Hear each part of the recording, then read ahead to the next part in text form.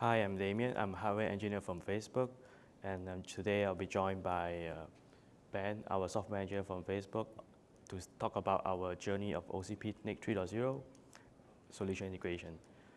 In midway in the slide, we have two guest speakers, Gadi from Broadcom and you will from Mellanox that will join us for this presentation.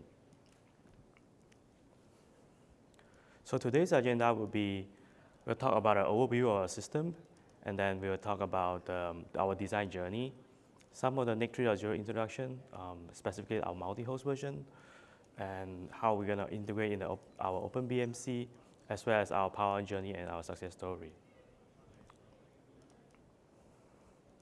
This is our Yosemite V2 platform we have contributed into the OCP. This is a base platform we use for our work in this. As you know, we have a modular architecture, so for us to work on the NIC 2.0 and convert to a 3.0 is fairly easy. What we did is actually, this is the design for NIC 2.0 that we have deployed, and then just by changing the front adapter card, we get the support for the NIC 3.0.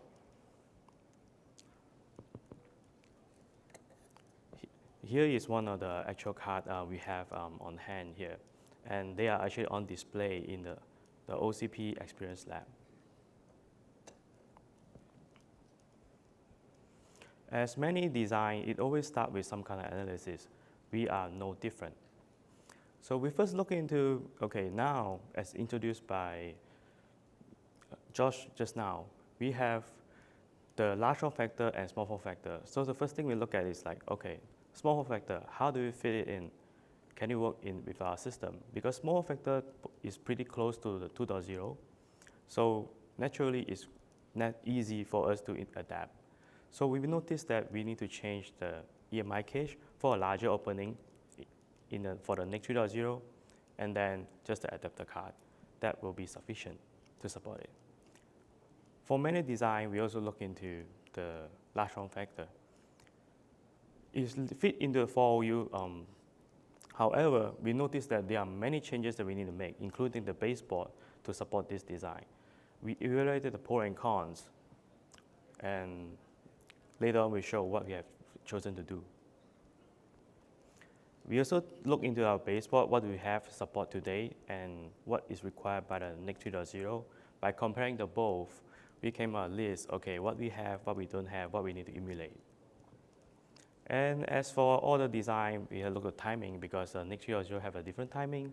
So how we need to do, how we can configure the software, how we can configure the hardware, how we can configure the CPLD, and as such. So we look into all the analysis and we come up with our game plan next.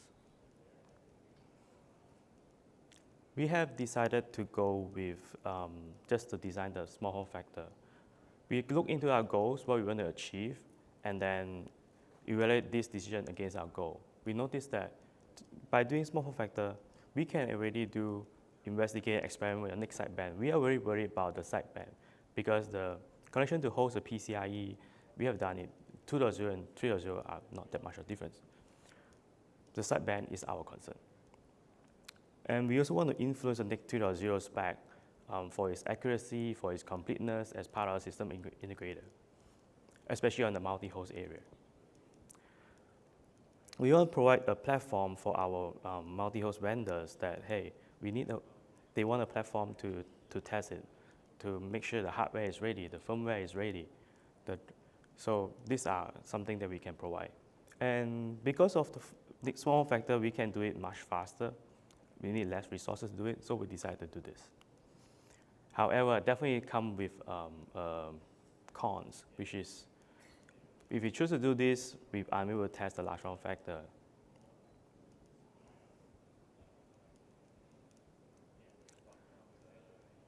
The block highlighted in yellow is something new that we don't have in our NIC 2.0 adapter card. There are some added circuitry we need to implement for the NIC 3.0.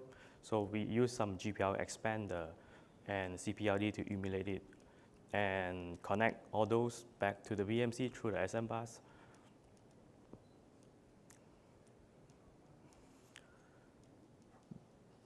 NIC 3.0 timing, there are several modes in here. So we have power off, ID mode, and we have the aux enable, and we have the main power. So all these are pretty complicated, but NIC 3.0 spec is pretty nice. I like one thing is in the table. It can actually tell us, hey, which power state, which is on, which is off, because when we initially look at the timing, oh, that's so complicated, but it's important for look at timing, and the table actually supplement the system designers' understanding on what the power state needs to be doing.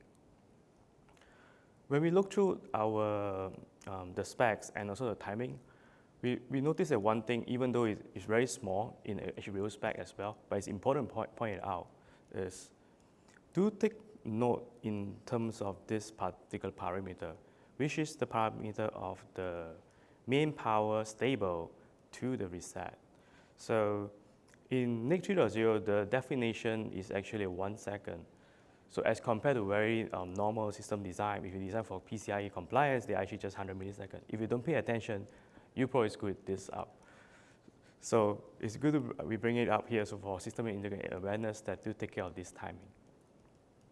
The reason why this timing is that long, I talked to some of the NIC vendors, because the longer time allows for the NIC to boot up, attach itself as a secure boot, and then enable the NIC so they function in a secure environment.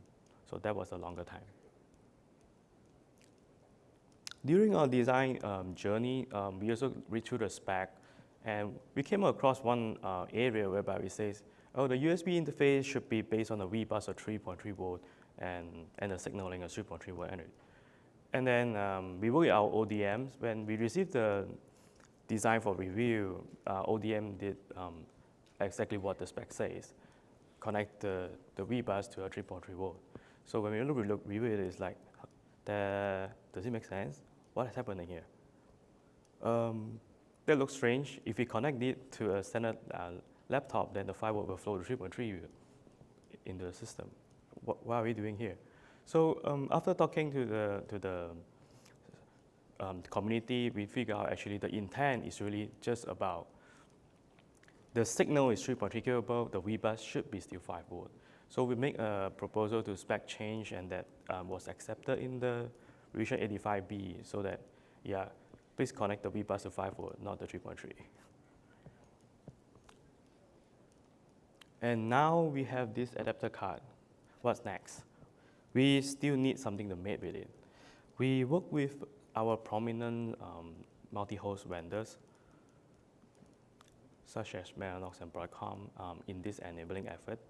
So next, I would like to call out Gadi to introduce the NICs. Yeah. You want to use it? I'll be quick. Yeah, it's not on. It's on? No, it's not. Yeah. All right. So I only have 2 slides here. I'm Gadi. I manage the product line for NIC and SmartNIC at Broadcom. So we have 2 major announcements here at this summit. First, we're demonstrating our Thor 200 gig NIC on the Facebook Yosemite platform.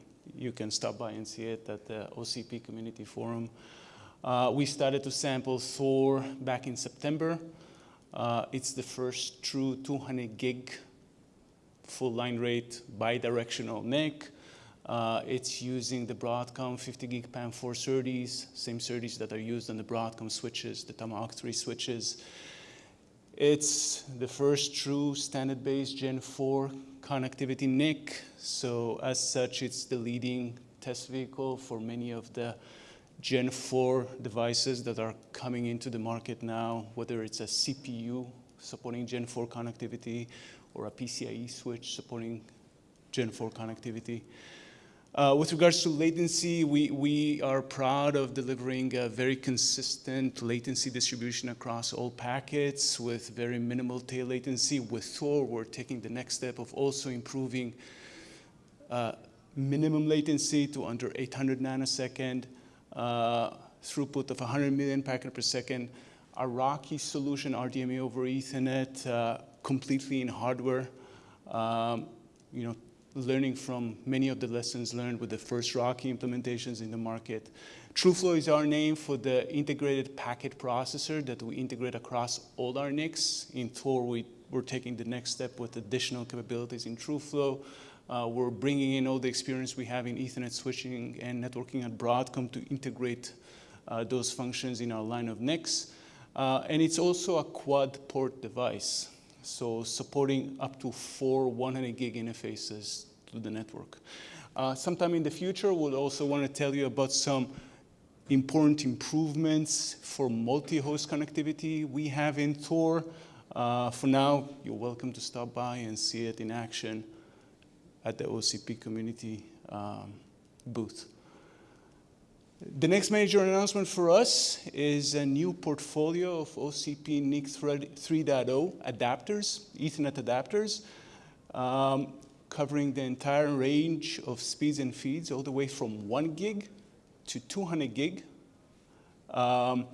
with support for 1-port, 2-port, 4-port connectivity, support for fiber interfaces and copper interfaces, and taking advantage of our line of silicon solutions. So NX1, Net Extreme 1 is the dominant solution out there with all the major enterprise server OEMs for 1 gig connectivity. It's now available on OCP NIC 3.0 form factor.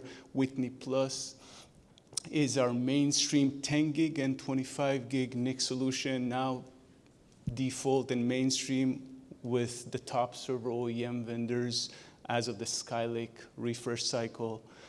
Stratus is a 100 gig multi-host NIC, now in production, and Thor that I just mentioned, adding support for up to 2 by 200 gig to the network, 200 gig bidirectional throughput to the host on PCIe Gen 4 by 16. So all those adapters are now available. They're being demonstrated at the OCP community side. They're also demonstrated in many of our partner booths on the show floor. Stop by and take a look. I think the main value proposition from our perspective with this new portfolio is allowing server OEMs and ODMs to really focus on what they know best and really offer solutions that are cost optimized. No need anymore for proprietary form factors that add complexity and cost. No need for long designs that add additional cost. You can offer the full range of speeds and feeds for Ethernet connectivity on an OCP NIC 3.0 form factor. I think that's what I had. Thank you. Who's next? Next, I would like to introduce, can you click the next one?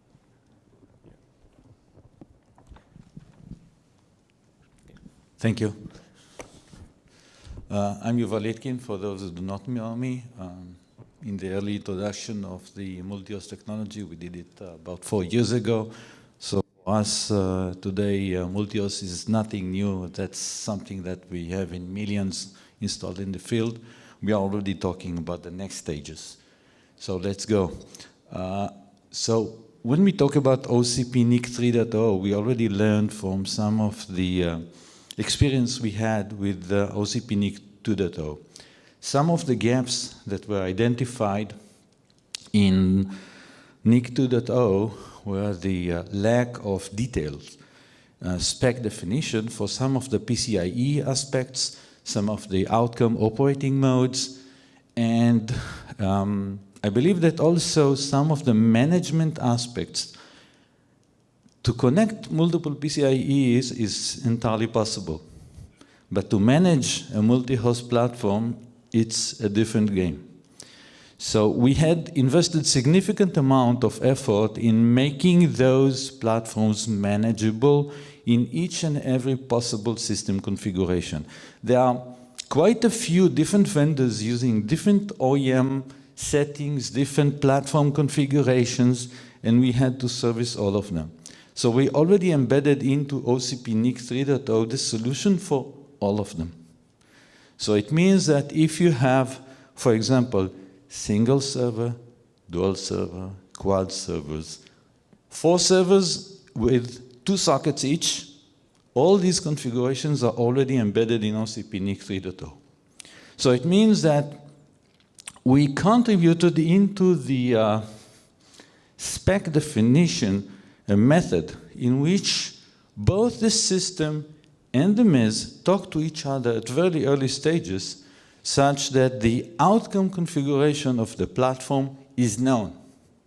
So today, if you take the new spec and you'll open the, already I believe it's being released, we have 0.85 Excel file today, soon the 0.86, and you can choose your given card, the system that you have, and you know exactly what it will operate like on PCIe, which signals are going to be used on your PCI, which reset, which clock, everything is well defined.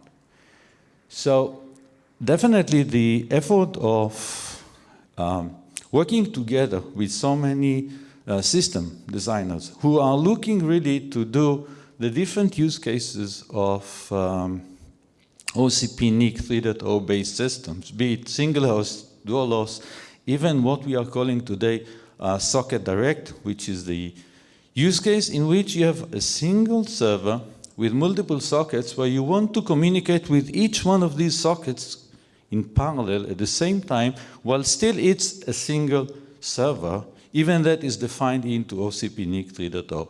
So our cards, like the one shown here, already have all these different operating modes.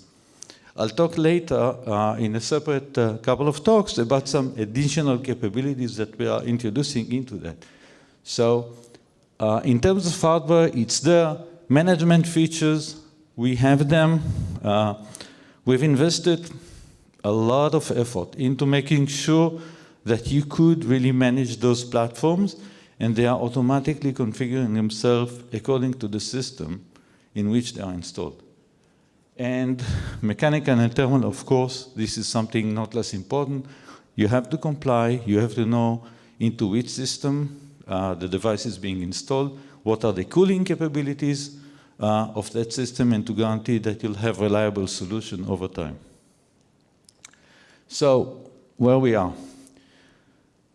If you go to the current generation, which we are calling ConnectX-5, then you have already 2 ports of 100 gig, Gen 4 by 16, 150 mega packets per second. That's already today. If you talk about secure firmware, it's already there. Multi-host management, socket direct, single host, all that is already inside. Storage and cloud offload. Sometimes people forget that it's not sufficient to have compute power in your chassis. You need also to guarantee that you service the storage needs of the platform. So we took the next step, and we are doing a lot of offloads within our devices, not only to connect them, but to provide also the services of storage offloads within the same device. After all, that's the only connection of that system to the network. And of course, this is not theory. We are talking about platforms being shipped in really high volume. So going beyond, the next step is, sorry, it's of course the 200 gig PAM4 or NRZ SerDes. Advanced security, talking about already hardware root of trust. We have already silicon doing that. Hardware root of trust, secure boot, secure update. Just name it, all the slogans that you hear all over being requested these days when introducing security. Advanced networking, we have some more advanced capabilities these days, accumulated from lesson learned on volume shipping of these products into various systems. They will be further optimize the performance of the system. And we also introduce more advanced pipeline for allowing some programmability for even the user in order to tune the operation of our devices per the specific needs of the specific network. So we believe that combining all these capabilities with the accumulated experience of really high volume shipping of these devices provides some good outlook to what we can do further. And definitely we do not stop here. Not everything is being declared today. And we are still accumulating feedback from all the customers we are working with, and candidate customers are engaging with us to make sure that we'll always be able to serve you the best. Thank you.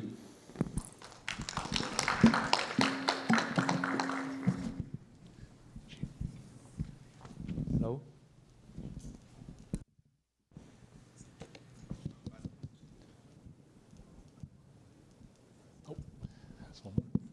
Hi. All right. Hey, everyone. So I'm Ben Wei. I'm one of the software engineers working on OpenBMC for Facebook. So as part of my presentation, I'll describe briefly what we did in OpenBMC from a management point of view, what we did to bring up the OCP NIC 3.0. So first of all, from BMC point of view, from management point of view, the biggest change for OCP 3.0 NIC compared to 2.0, one, it still supports the same sideband interface, NCSI 1.1. Firmware pending. I mean, when 1.2 comes out, I'm sure this will be supported. But one of the key changes or improvement, I think, is the ability for BMC to manage NIC power. So in OCP 2.0, NIC power is tied to SLED, right? So when BMC power ups, the NIC powers up. So in OCP 3.0, BMC can manage NIC. So this gives us more flexibility in case of error recovery, remediation. So for instance, if we were to detect unresponsive NIC and we cannot send a reset command because the firmware is not responding, then as a last resort, we always have an option to power cycle a NIC to try to recover. So that's one main flexibility. And also as part of this bring-up journey, we work very closely with our partners, Mellanox and Broadcom. We collaborate together to add additional management support, such as the PODM, which I'll cover a little bit, and also some of the sensor read through PODM.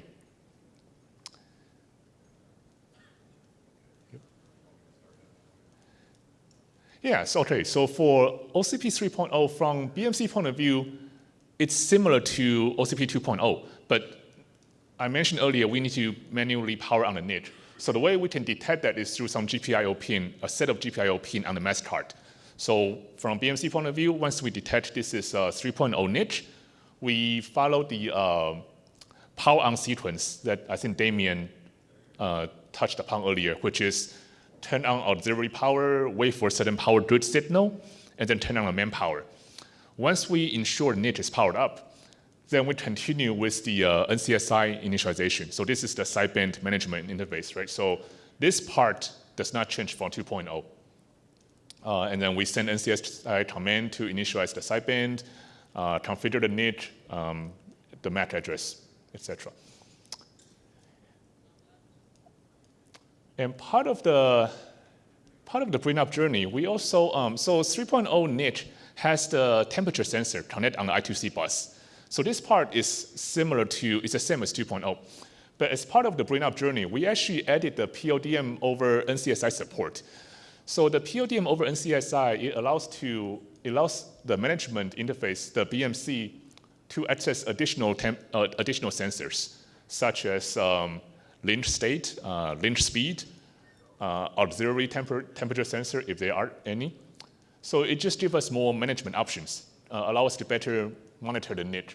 So here's one example, one of the features we add in OpenBMC, which is we continuously poll the sensor value, and we store this value over the entire uptime of the BMC. So user can easily poll what's the highest temperature, what's the temperature range over the last 30 days, what's the temperature range over the last 7 days, for example.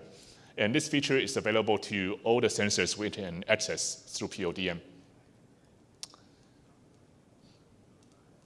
Oh, and one more option, one more feature we added as part of this bring-up. So this one we worked very closely with the Mellanox team to do some interop testing, which is the PODM firmware update over NCSI.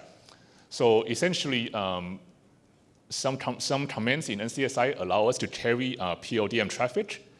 And from here, we can allow out-of-band firmware update.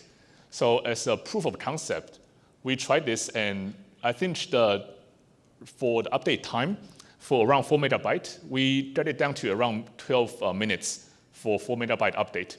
But we are constantly improving on this, and all this code is available on GitHub, so feel free to have a look and provide us with any feedback. Yep, so that's it from the BMC point of view. I think, so Damien and I will be in the OCP experience booth, so feel free to stop by and reach out to us. All right, thanks.